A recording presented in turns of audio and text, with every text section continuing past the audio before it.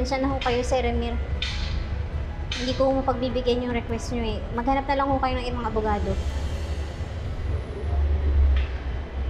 Ganun ba kalaki ang galit mo sa amin kaya ayaw mo kami tulungan? Pipiliin mo pang paniwalaan na ng-rape kay Trixie?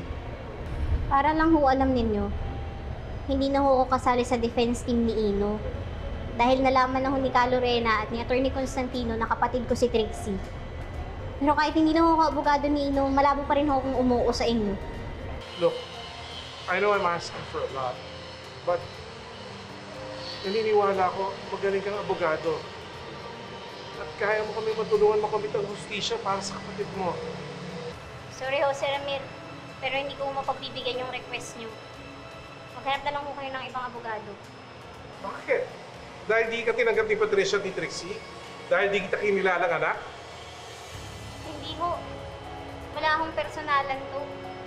Mayroon lang ho talaga ako sa sarili ko na tatanggapin ko lang ang isang kaso kung naniniwala akong nasa katwiran yung ipagtatanggol ko.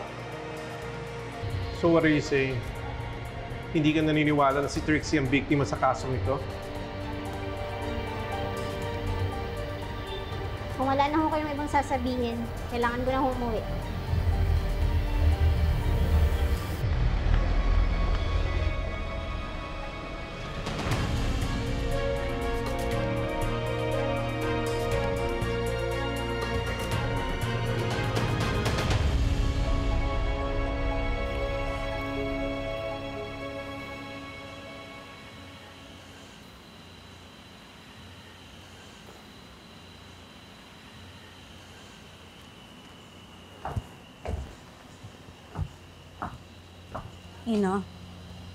Let's go inside. Attorney Patrick is waiting. He wants to ask you more questions para sa counter affidavit mo. Si Attorney Park lang nandyan?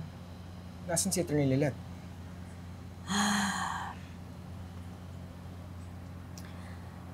Si Attorney Patrick na magiging co-counsel ng daddy mo. Lilette was taken out of the defense team because we found out na half-sister pala siya ni Trixie. Magkapatid sila sa ama. I don't get it. Kung related sila, bakit ako tinutulungan ni Attorney Lilet? Bakit gano'n na lang yung concern niya para sa akin? I think she believes that you're innocent. That's one thing that I admire about Lilette. Napaka-professional niya. Hindi niya hinahayaang manghimasok ang personal relationships niya sa sinumpaan niyang tungkulin bilang abogado. Well, Mom, if you believe in her so much, bakit niyo siya inalis sa defense team ko? Because your dad is worried about her loyalty. Dahil engano siya, he believes na baka magkaroon ng conflict of interest si Lilette. Mom, hindi ako naniniwala na questionable ang loyalty ni Attorney Lilet. In fact, she's the first person to believe in me. During the time na I was in my lowest point, siya lang ang nagpalakas ng loob ko, Mom.